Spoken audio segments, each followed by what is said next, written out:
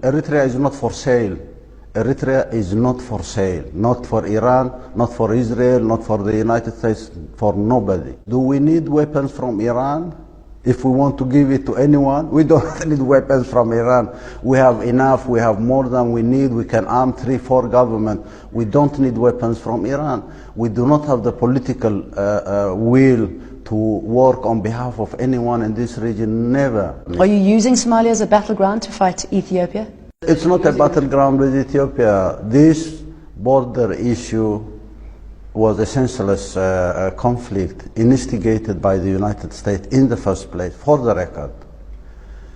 And we went to arbitration, and arbitration was done, almost 8 years now, 2002, and the decision was taken. And that decision is blocked by the United States. It's not blocked by Ethiopia. Ethiopia does not have the resource and the means to block any decision of arbitration and implementation. So it's a cover-up for the failure of the misguided policies of the United States in the Horn of Africa for the last 20 years. Is this also a fabrication? The United Nations said that you spend $200,000 to $500,000 a month supporting fighters. Where? In Somalia and around the region. That's from the United Nations? Well, it's boring. It's boring. When jokes are repeated again and again, it becomes so boring.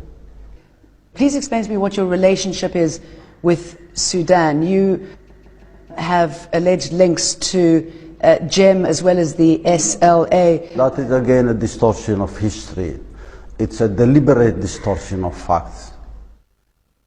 The Sudanese government says that it stopped GEM fighters from coming into your country, that you've got camps within. No Sudanese government or official has said that, because they can't prove that. And it's said in the name of Sudanese officials and to the Sudanese government, this is a deliberate distortion of facts.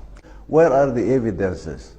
Can you prove to anyone that you have evidences to tell a story about Eritrea shipping arms to anywhere in the region? You have a relationship with both Iran, though you say there's no Iranian presence, as well as Israel. How do you balance? How can you so do you say you have no relationship with Iran? Not at all. Do you think? How can you possibly logically understand this contradictory? That's why I'm asking you. Why would you ask? Why would you ask without evidences? These are lies of Jazeera International, deliberately distorting facts to give the impression that this country is in a war footing and so many things. Iran is here, Israel is here, we are supporting Houthis, we are supporting terrorists, you name it. You are using these lies to serve an agenda for destabilizing this region. I would never do anything to attempt to destabilize the region. I'm trying to get to the bottom of the truth. Lies without providing any evidences and trying to blame it on the United Nations sometimes when the United Nations has not said anything, blame it on the government of Sudan when Sudan has not said anything. Okay, let's talk about the people who live in this country. If I can just quote these to you, the United Nations stats estimate that almost 63,000 Eritreans applied for asylum last year alone, and that 1,800 cross over every month into Sudan. Why? According to those reports, the population of this country is out of town by yesterday. It's a good exercise for a journalist to ask questions about a number of things, but to come up with a pack of lies, a pack of fabrications, and try to prove them by putting them as very innocent questions and trying to give credibility or trying to discredit your sources. You're discrediting the sources, you're discrediting the United Nations when you come and tell things in the name of the United Nations when the United Nations has not said anything like that.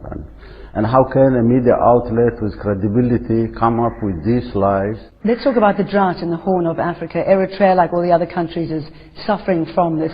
And yet you are reluctant to let aid workers into your country. What is the justification for that? When we have enough food, why do we need someone to feed us? Because 2/3 of your population are why do people want to spoon feed us when we have enough food? But then how come 2/3 of the population are not getting that food? I mean, then again, how can you possibly imagine and say, I am hungry when I'm not hungry? Why do you want to believe that? Why do you want to believe people are hungry and people are in need of your support? Why do you want to believe that? That's a very, very sad state of mind for people who think that they can come and feed people when they're not even in need of feeding. Go and feed the people of the victims of Katrina. Go and feed the people in Haiti if you really want to. So there's no food or aid problem? We don't need any food. We can feed ourselves. And I'm bothered, why do you want to feed us?